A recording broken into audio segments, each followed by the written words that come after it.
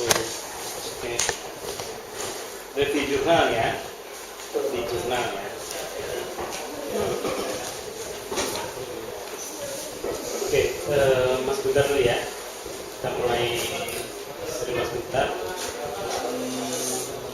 Ya, kira-kira 10 menit maksimum untuk presentasi ya. Cukup? Saya usahakan ke 15. Tapi nggak apa-apa nanti. Iya, kurang lebih, silakan.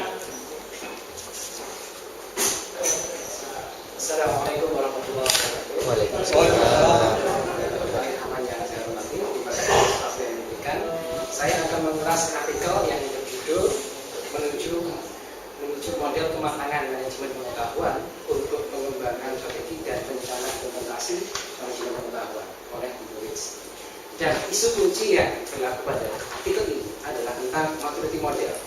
Oleh karenanya penting kiranya bagi saya untuk menyampaikan dulu tentang capability maturity model integration yang merupakan asal muasal dari model maturity dari manapun itu.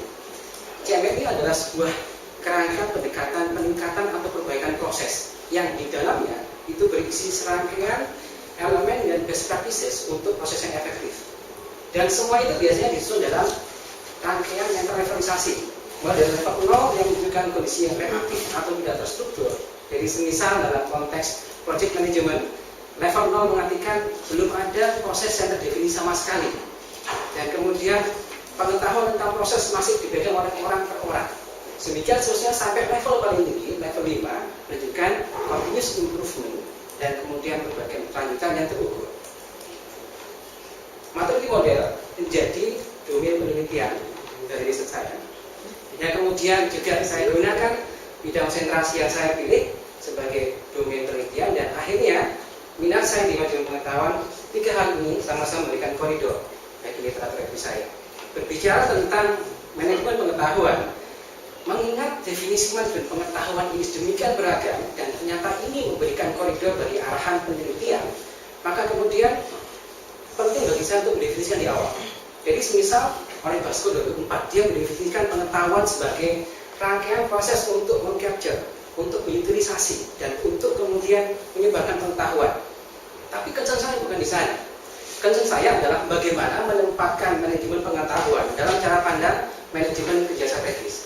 Sehingga ketarikan saya adalah pada definisi yang dinyatakan oleh Nikowitz, yang menyatakan bahwa manajemen pengetahuan adalah kemampuan untuk mendaya ungkit pengetahuan supaya tujuan organisasi bisa tercapai dalam keselarasan dengan strategi. Dari sinilah maka kemudian definisi KM maturity model menjadi masuk akal, bahwa ketika dibawa dalam manajemen pengetahuan, definisi maturity menjadi tingkatan sampai sejauh mana organisasi bisa secara konsisten meleverage aset pengetahuannya dan menggunakan secara efektif.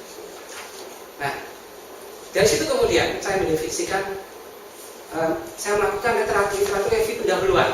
Saya pilih beberapa artikel yang sekiranya bisa memberikan gambaran terkait riset ini terkait manajemen pengetahuan dalam konteks maturity model dan manajemen kerja strategis. Dan dari situlah kemudian saya bisa merumuskan pertanyaan literatur review yang pada intinya adalah bisa pada bagaimanakah bentuk KM maturity model yang itu terselaras dengan strategi bisnis.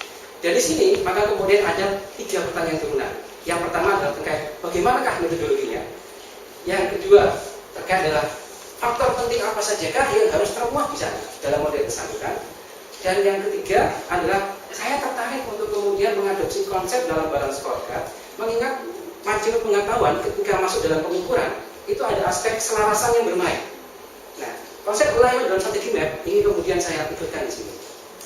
Maka literatur kemudian saya lanjutkan, dan di sini saya menggunakan 3 himpunan kata kunci. Yang pertama adalah manajemen pengetahuan dan manajemen kinerja. Yang kedua adalah manajemen pengetahuan dan strategi bisnis. Dan yang ketiga adalah manajemen pengetahuan dan model kematangan.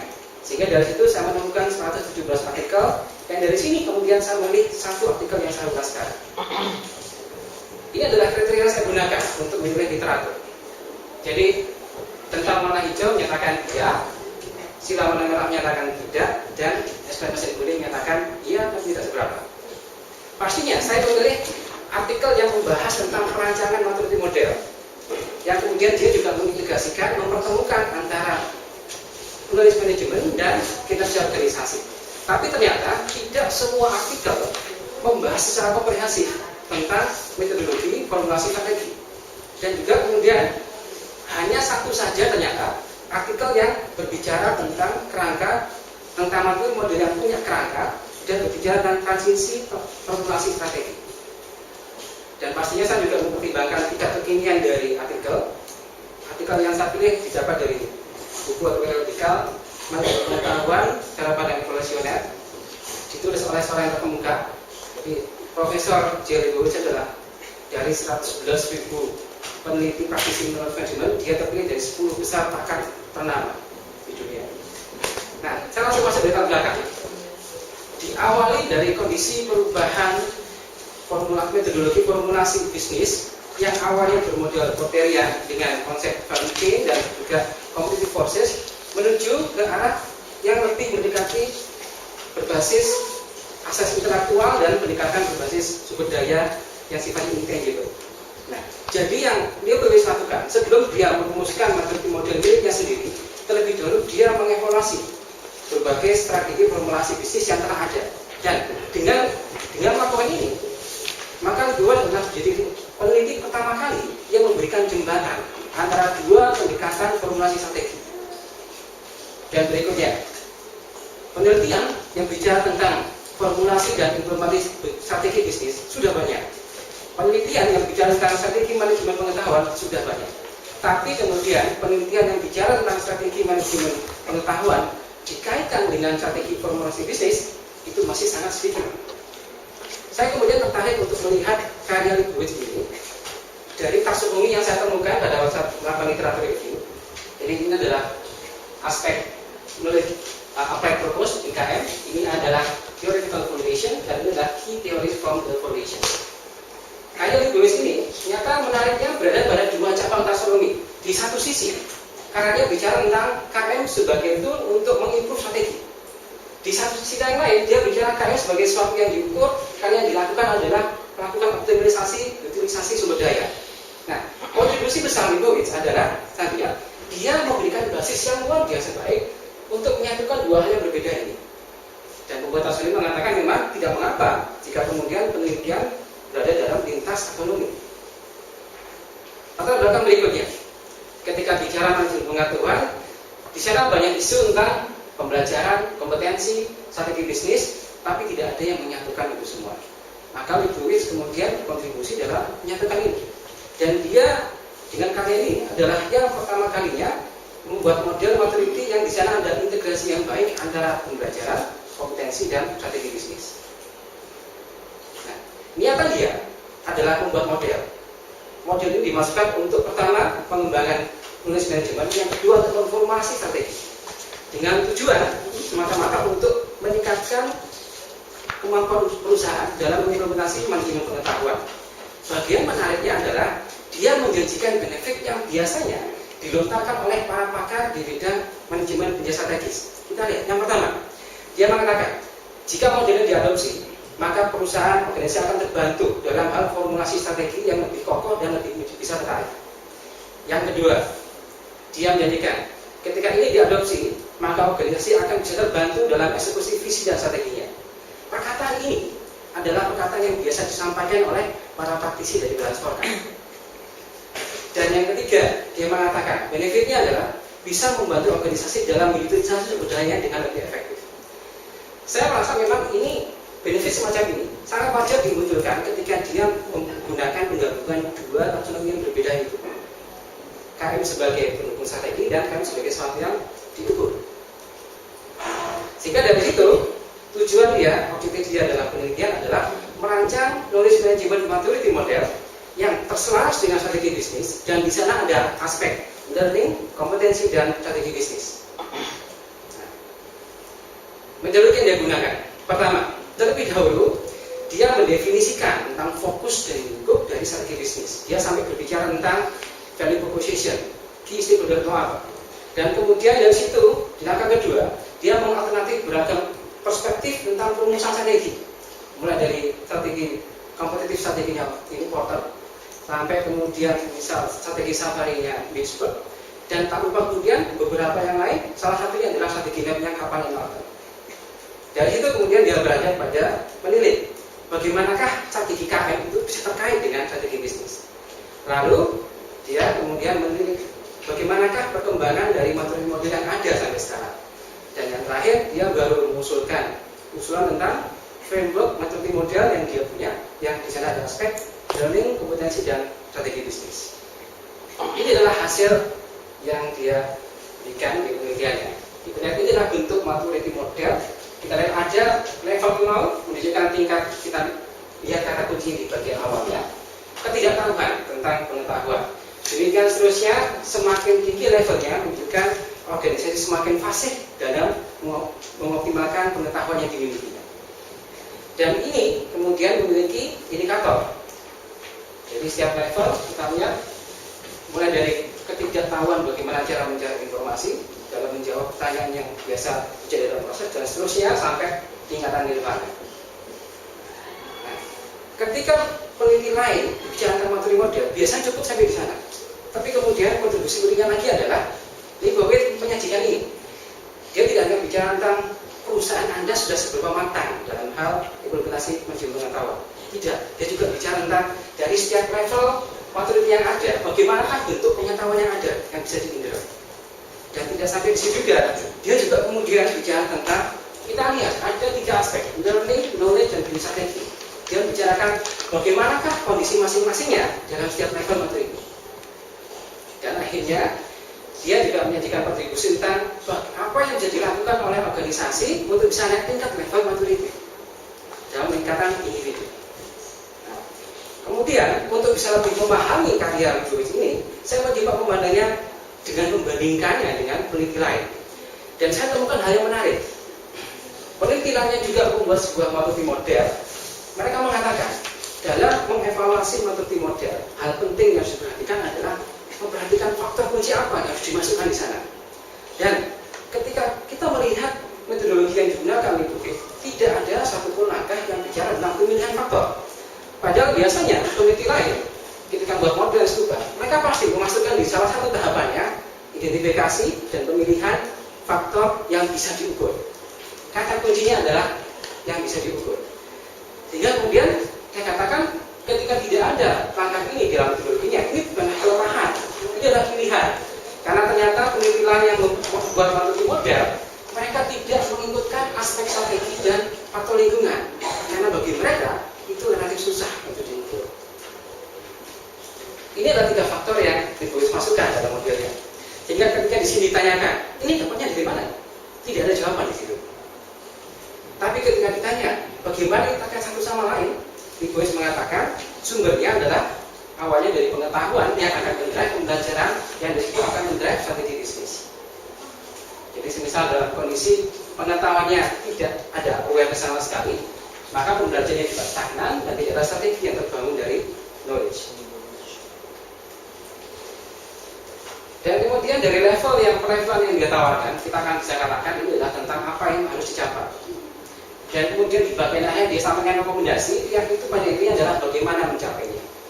Jika saya kemudian melihat peneliti lain, misal dari Susan 2008, dia mengatakan bagusnya adalah langkah ini itu diletakkan pada setiap level, sehingga jelas bagi organisasi jika saya sekarang di level ini, apa yang bisa saya lakukan untuk naik ke tingkatan selanjutnya. Sementara ini tidak ada kejelasan. Ini adalah langkah untuk level yang berapa. Maka kemudian jika saya rumuskan peluang penelitian, maka intinya adalah bagaimana membuat knowledge management maturity model yang terbangun atas faktor manajemen pengetahuan yang bisa diukur dan terkait erat dengan strategi bisnis. Sehingga komponennya yang pertama adalah ada faktor manajemen pengetahuan yang terkait strategi dan bisa diukur. Bicara masalah selarasan, maka kemudian isu berikutnya adalah cascading dan alignment.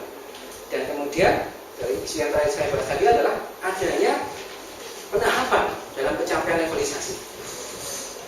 Dari arah ini kemudian saya jadi memiliki gambaran tentang riset apa saja yang bisa digunakan untuk memperkuat atau melanjutkan penelitian dari Leibowitz ini.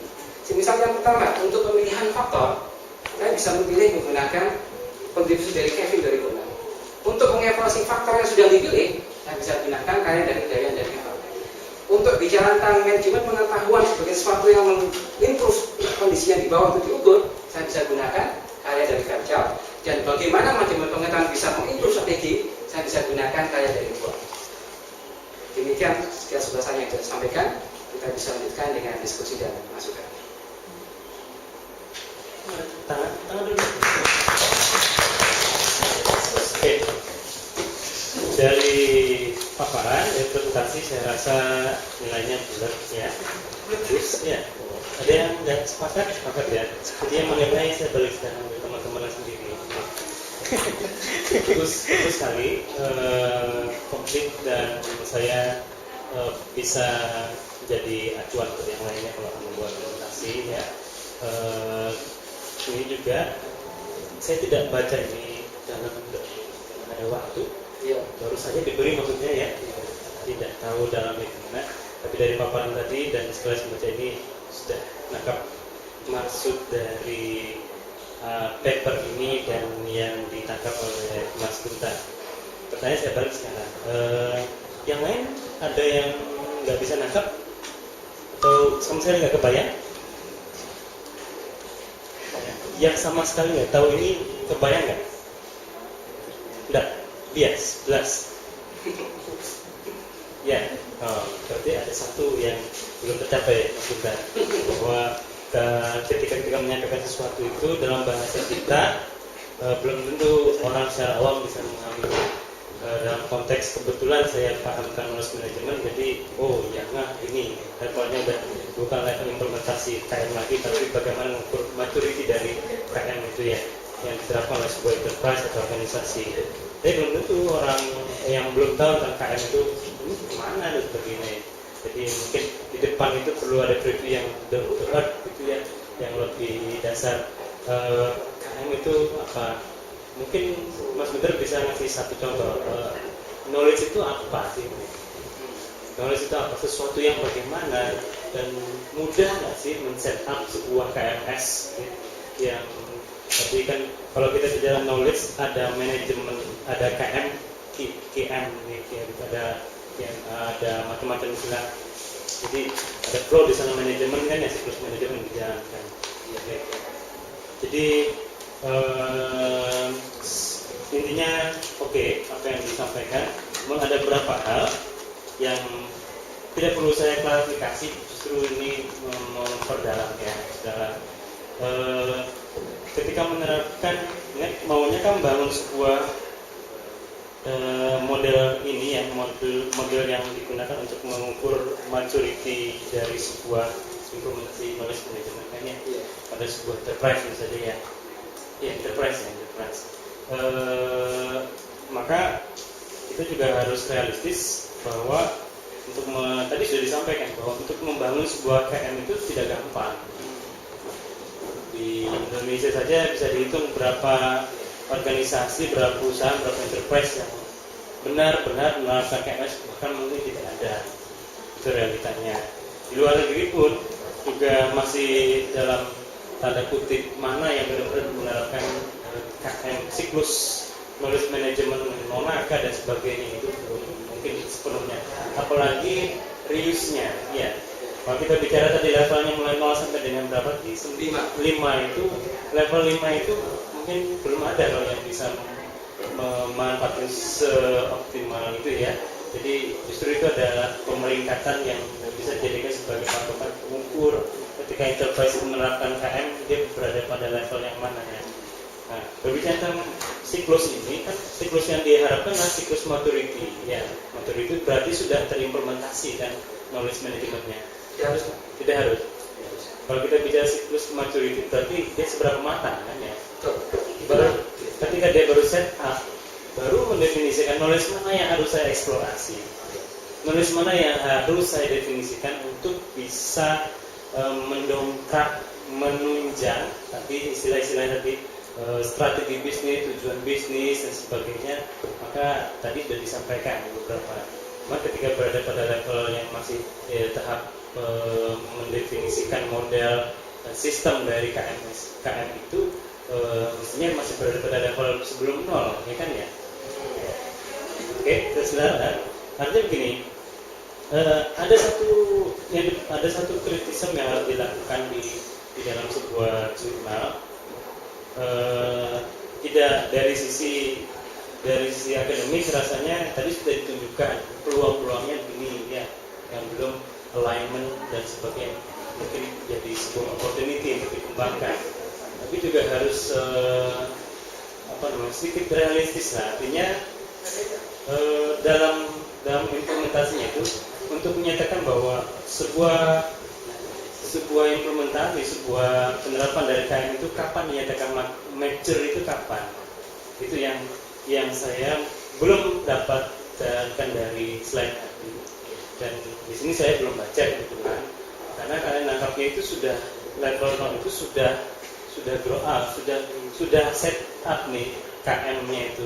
Sekarang bagaimana kalau di tahapan KMS itu kan memanfaatkan, mengutilize knowledge yang sudah tersedia, knowledge yang sudah ada dan sebagainya. Apa seperti itu? Atau ini mulai dari setup awalnya, ketika membangun KM itu, ini gimana supaya KMS-nya itu, sistemnya itu bisa nanti align dengan strategi bisnis dari enterprise itu, sehingga sistem yang dibangun itu sudah ini bisa sinergi atau bisa sesuai. Nah, pemahaman maturity ini apakah mulai dari setup nol tadi atau ketika sudah terbangun model KM-nya? Ya, ya sih. Jadi concern yang saya tangkap adalah untuk perusahaan yang belum mengenal KM sama sekali, bagaimana buat mereka mudah mengadopsi ini. Ya. Nah, sebenarnya saya sampaikan dulu bahwa pertama, level yang dibuat oleh Ibu ini 0 sampai 5 itu sebenarnya level 3-nya dia tidak sama dengan level 3-nya yang lain. Bahkan bagi saya merasa ini saya terlalu mudah untuk dicapai. Karena pada umumnya sebagaimana dikatakan oleh Kevin 2006, dia mengatakan level 4 dan 5 itu tidak harus dicapai. Jadi awalnya semisal maturity model ranahnya dari software engineering digunakan sebagai syarat oleh Departemen Pertahanan untuk ini membuka tender. Kalau mau tender dengan kami minimal levelnya 3, tapi 4 dan 5 tidak harus. Dan terkait dengan isu apakah kemudian ini bisa membuat mudah bagi organisasi untuk mengadopsi KM, justru itulah kenapa kita bicara tentang maturity model. Saya sampaikan ilustrasinya dulu. Jadi dalam maturity model yang asli ini tidak disampaikan oleh sang penulis di buku ini, saya ambil langsung dari konsep dasarnya maturity model.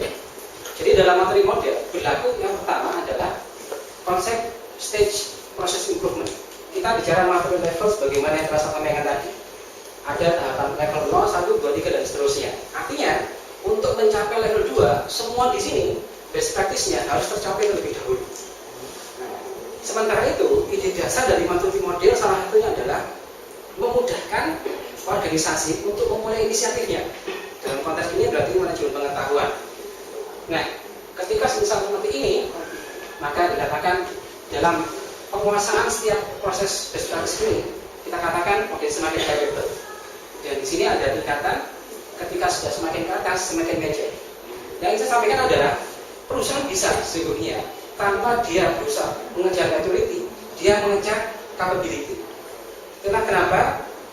Ide dasar dari maturity model adalah capability maturity model. Karena capability bicara tentang penguasaan per best practice, sementara maturity harus semuanya disampaikan. Nah, dan yang dilakukan oleh maturity model dalam konteks manajemen itu sesungguhnya adalah dibangun dari proses yang sudah ada. Katakanlah semisal di sana sudah ada proses capturing informasi, maka sebenarnya konkretnya dari maturity model itu sudah ada daftar aktivitas. Jadi ada goal, ada tujuan, dan kemudian cara mencapainya. Tapi tidak harus diadopsi semua. Jadi semisal ini dimasukkan, ini proses area. Jadi area proses capturing information, area proses kemudian utilisasi information. Dan tidak harus semua. Ada yang kemudian bisa diadopsi belakangan. Tapi dengan cara ini, dia tidak mengejar maturity, dia mengejar capability. Dan ini juga berlaku juga konsep ini dalam knowledge management.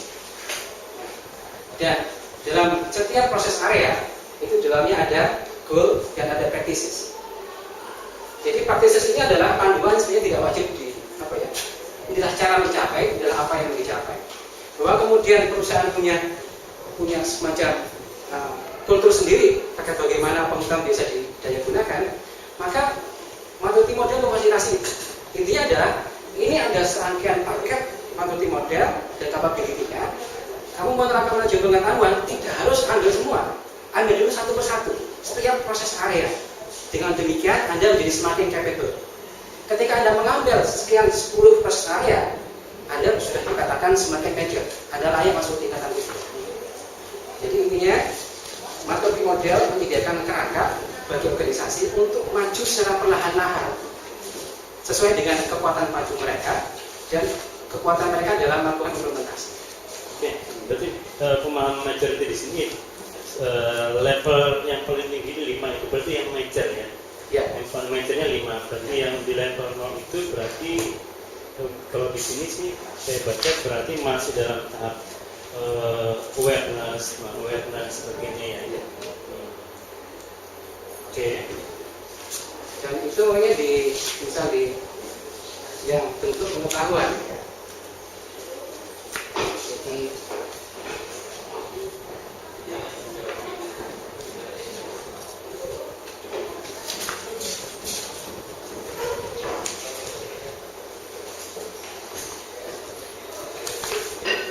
Jadi di sana kan ada bentuk pengetahuan yang dia definisikan, yang berada pada setiap level maturity.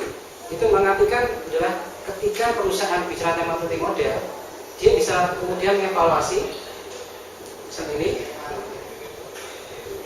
Kalau Anda misal jadikan objective model adalah pengetahuan yang sifatnya sudah terdokumentasi. Jika dokumennya sudah ada, berarti masuk level 1. Terus kemudian ini adalah terkait dengan subjective knowledge dalam purpose-nya, bagaimana tim itu menjalankan kerjanya, apakah sudah berbasis pengetahuan atau tidak. Jika kamu sudah bisa mengidentifikasikan core kompetensi, maka kamu masuk di level 1. Demikian seterusnya.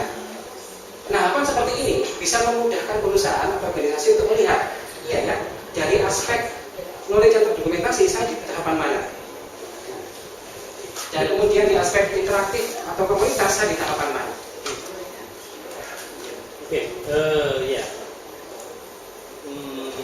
Ini adalah acuan bagi yang dikembangkannya. Kemudian tadi kalau saya tidak salah nangkap, pengembangan itu bagaimana melakukan alignment ya, alignment antara pengembangan knowledge management dengan strategi bisnis, kemudian ke dua tadi ya. Dan tadi kita tunjukkan ya, slide terakhir di model misalnya.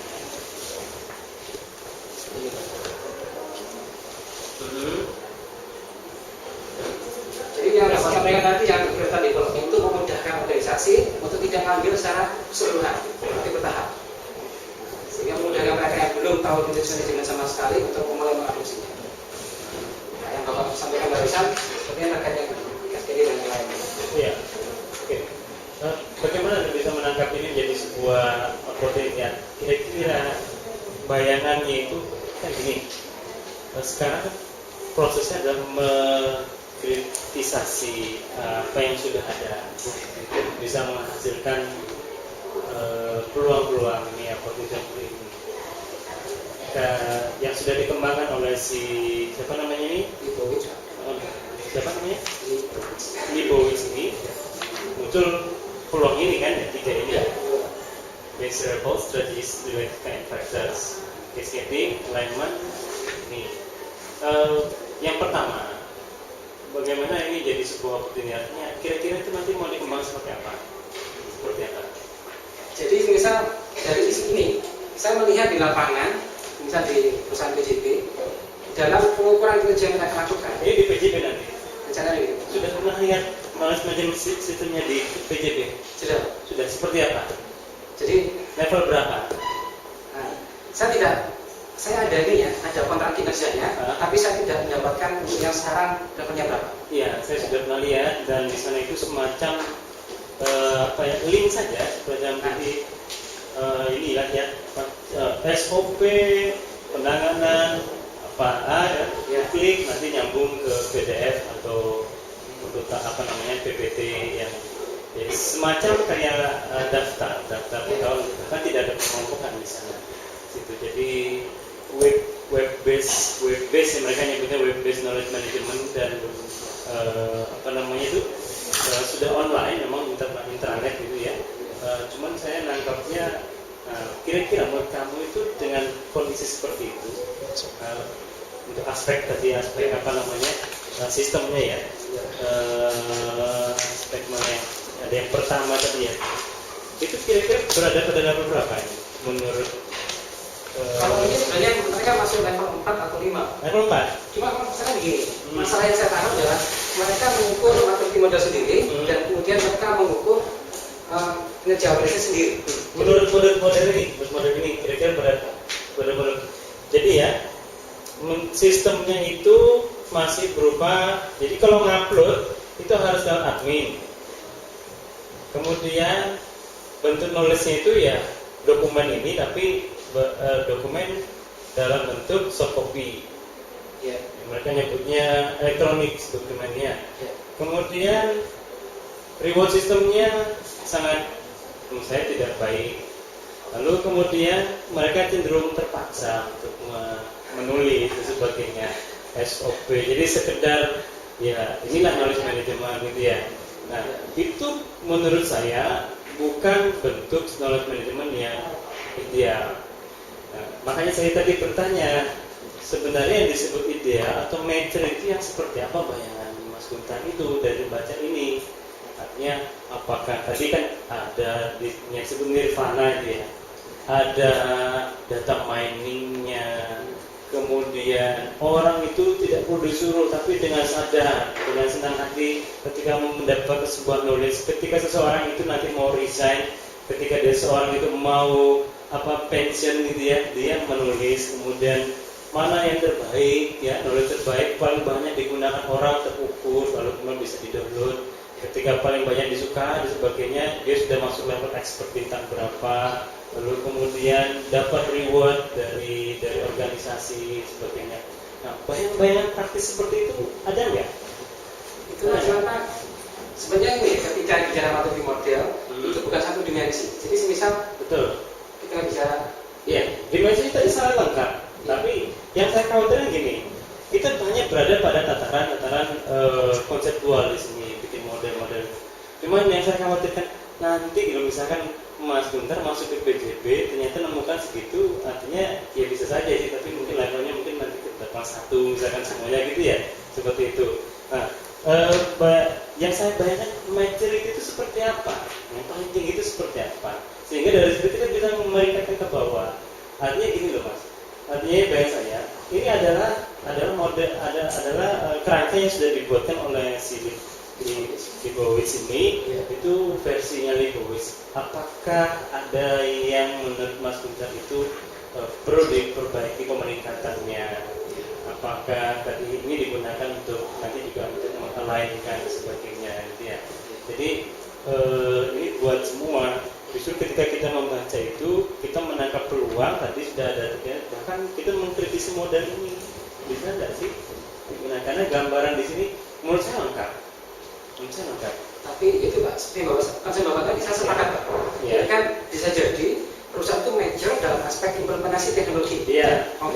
Tapi tidak dalam hal budaya. Betul. Nah itu yang saya maksudkan. Artinya kalau misalnya misalkan nih bayangan saya gini tadi. Misalkan untuk bukan itu ya, kira-kira learningnya itu entusiasmenya tinggi ya. Kemudian knowledge-nya tapi awareness-nya aware. Nah, bisnis strateginya misalkan itu level berapa gitu. Kan kondisi bisa berbeda-beda kan. Nah, justru di situ ini berarti model ini sebenarnya masih bisa dikembangkan untuk membuat sebuah scorecard yang lebih fleksibel misalkan. Ya, jadi melihat opportunity-nya itu tadi sudah benar, tapi melihat mengkritisi yang sudah ada itu juga harusnya lebih tajam gitu ya. Ada saya bayangkan tadi ada sebuah perusahaan yang KMS-nya sudah sangat baik, tapi karyawannya masih dipaksa, lalu kemudian knowledge dimasukkan ke dalam sistem itu, dalam repository itu ternyata sampah semua, tidak align dengan yang dibutuhkan oleh tidak sesuai dengan ini perusahaan punya bisnis strategi seperti ini, bahwa knowledge yang paling kritis itu adalah bagaimana cara meramu semen yang baik, bagaimana membuat ini supaya tidak terkontaminasi sebagainya. itu adalah dalam proses misalkan. Maka itu yang penting utama. Tapi ternyata yang definisikan, yang disumbangkan itu adalah bagaimana memasang baut mobil dan sebagainya, bagaimana menginstal komputer, bagaimana cara misalkan membasmi virus komputer sebagai, bagaimana naik haji. Bukan yang salah. Ini satu hal yang menurut saya tidak bisa diwakilkan di sini. Ada sebuah perusahaan yang di sana interactiveness untuk menampilkan knowledge bagus sekali, teranimasi dengan sangat baik. Ada provider khusus yang bertugas untuk menerjemahkan knowledge menjadi konten media yang sangat baik. Ya, tapi sayangnya isinya itu kok nggak menunjang proses bisnis utama dari perusahaan. Ada tata cara untuk naik haji dan sebagainya. Ketika saya tanya, kan di sini semuanya tiap tahun mengeluarkan naik haji, apakah lain dengan bisnis proses utama dari perusahaan?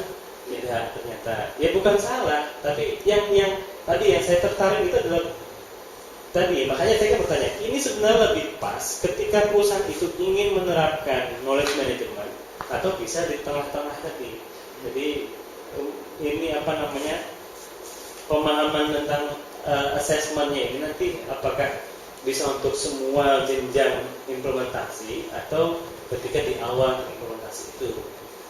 Kalau dari Nibel sendiri itu konteksnya adalah bagi yang sudah punya. Sudah punya ya. Sementara yang saya inginkan itu adalah bagi yang ingin memulai. Kenapa saya ingin mengangkat isu capability-nya? Ya betul begitu kan. Jadi ketika mau mulai ini sudah didesain dulu blueprint dari KMS-nya misalnya. Nah, dan dia memberikan framework. Jadi dia itu mengatakan ini awalnya sejak awal dari ini perumusan strategi bisnis. Itulah kenapa dia evaluasi yang important segala macam. Dari sini kemudian sudah muncul aspek pengetahuan. Cuma yang dia rasa belum tajam adalah pengetahuan manakah yang mau dikumpulkan. Ya. Pertama di situ tajam. Nah, terus baru kemudian dia masuk ke inilah karya dia. Semua ini adalah satu paket metode modelnya. Dan ini adalah konfigurasi semacam ini. Ini kemudian bisa kemudian saya gunakan sebagai dasar juga. Termasuk dari dimensi itu. Jadi dia memang tidak secara khusus memasukkan dimensi budaya. Ya, dan itu terpenting untuk menilai keberhasilan implementasi dan maturity ini ya. Betul. Yang mana pertanyaan? Silakan. Oke, saya rasa sudah lengkap ya. Dan terima kasih atas pertanyaan dari Mas Kugar. Saya menerima masukan yang sangat baik sekali. Terima kasih Pak Arif. Terima kasih buat teman-teman kalian. Saya tutup. Assalamualaikum warahmatullahi wabarakatuh. Waalaikumsalam.